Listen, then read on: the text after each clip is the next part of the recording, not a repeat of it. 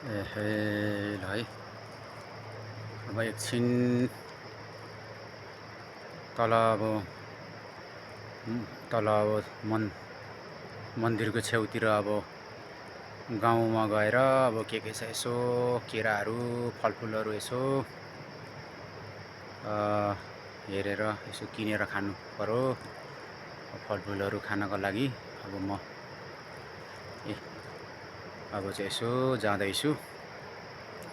अब तल गएर पानीहरू फलफुलहरू यसो हेरेर अब 12 क्षेत्रमा अरू के पाउँछ र त्यही खाए त्योही केरा नखाए त्योही केरा। केरा चाहिँ पाउँछ, अब केरा पनि फलफुल हो। केरा पानी खत्रखुत्रु खाएर फेरि आउँछु। लु अब म चाहिँ अब तल अब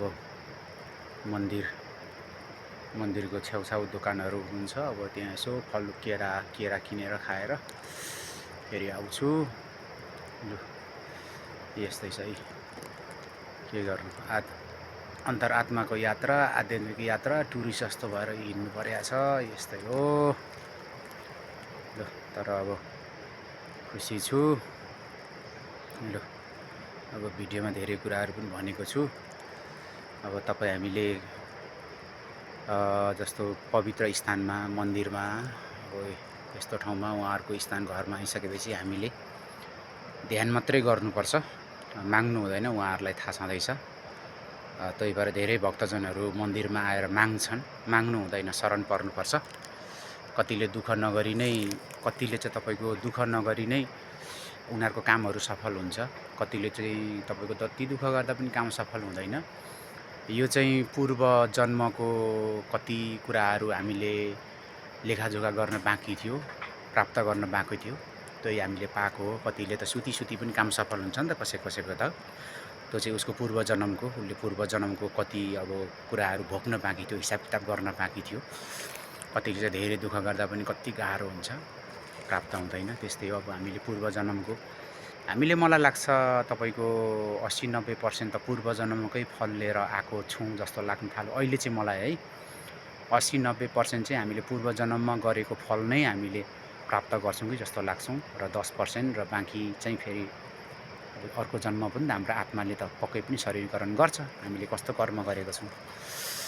त्यही भएर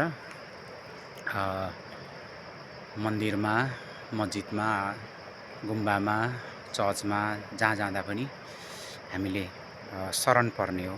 उहाँहरूको ध्यान भक्तिमा शरण पर्ने हो, माग्ने होइन।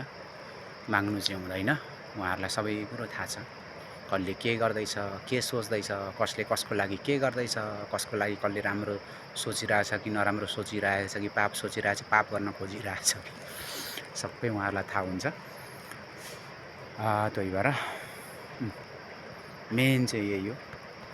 यो शरीर भनेको देवी देवता, ईश्वर, परमेश्वर, ईश्वर, सम्पूर्ण देवी देवताहरू बस्ने घर मन्दिर है। यो चाहिँ यो हाम्रो शरीर चाहिँ उहाँहरू बस्ने घर मन्दिर हो। यो चाहिँ भुल्नु हुँदैन।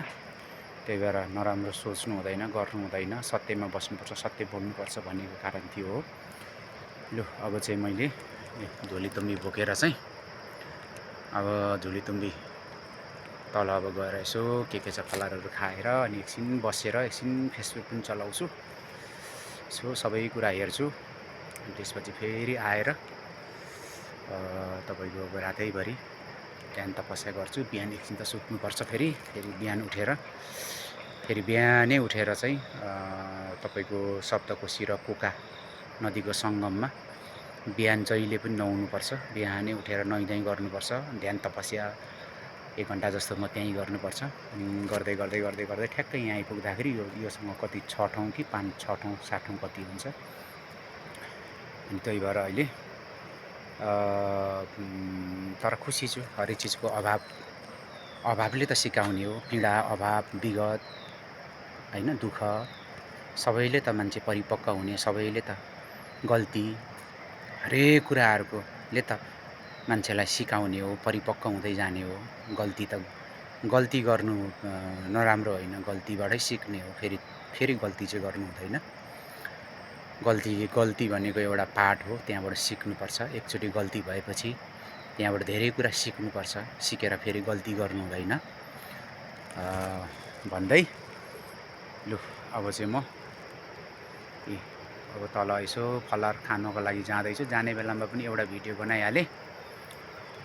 लु अब म चाहिँ अहिले तपाईँको अब बारा क्षेत्र अब पुग्नै पर्दैन, यहीँ माताहरूको घर स्थानमै र अलि तल श्रीहरि विष्णुको घर स्थानमै ध्यान तपस्यामै अब 16 गते बिहिबार 12 बजेसम्म चाहिँ लिनुहुन्छ। 12 गते 16 गते 12 गते पो भन्दो रहेछु, 16 गते बिहिबारको बेलुका चाहिँ घर पुग्छु। ल सबैलाई फेरि पनि ह्याप्पी दसैँ है, ह्याप्पी दसैँ। ल राखिदिन्छु है, राखिदिन्छु। ल सबैलाई राम्रो होस्, सबैजना राम्रो हुनु पनि पर्छ। सबैजनाको शुद्ध आत्मा बनाउनुपर्छ सबैले। हरेक कुराहरूबाट चाहिँ शुद्ध हुँदै हुँदै कर्मलाई शुद्ध गर्दै गर्दै जानुपर्छ। अब यो समयमा आध्यात्मिक यात्रा सत्य बोल्दाखेरि कसैले पनि पत्याउँदैन, गाह्रो छ। सत्य 1% पनि छैन, र पनि अब के गर्नु, सत्य कुरा त गर्नै पर्यो। यस्तै हो अन्तरात्माको यात्रा, आध्यात्मिक यात्रा प्राय एक्लै हुन्छ। सत्य पनि 1% होला, सत्य पनि 1% छ। अन्तरात्माको यात्रा पनि एक्लै नै हुन्छ। सत्य एक्लो हुन्छ, हार्दैन, सत्यकै नै विजय हुन्छ। अब वैकुण्ठ लोकबाटै सत्ययुग लाग्दैछ। अदृश्य हिसाबमा चाहिँ अब नभनौँ भयङ्कर लडाइँ भइरहेछ। उहाँहरूकोमा पनि तपाईँको छनौट, उहाँहरूमा पनि फिल्टर हुँदैछ। कति देवी देवताहरू पनि गलत बाटोमा हिँडेका छन्, बाटो बिराएका छन्, उहाँहरू पनि दण्डित हुँदैछ। अब स्वयं देवी देवताहरू हामीलाई सृष्टि गर्ने उहाँहरू देवी देवताहरू, उहाँहरू त गलत बाटो गलत कर्म गर्नुभयो भने दण्डित हुन्छ भने अब हाम्रो मनुष्य त उहाँहरूले बनाएको, हामी मनुष्यको त कुरै नगरौँ। गाह्रो चाहिँ गाह्रो छ। ल त्यही भएर सोच विचार कर्म चाहिँ सुधारिहालौँ। शुद्ध आत्मालाई शुद्ध बनाएर सत्ययुगमा चाहिँ प्रवेश हुनुपर्छ है। ल सबैलाई राम्रो होस्। ल फेरि पनि ह्याप्पी दसैँ है, ह्याप्पी दसैँ।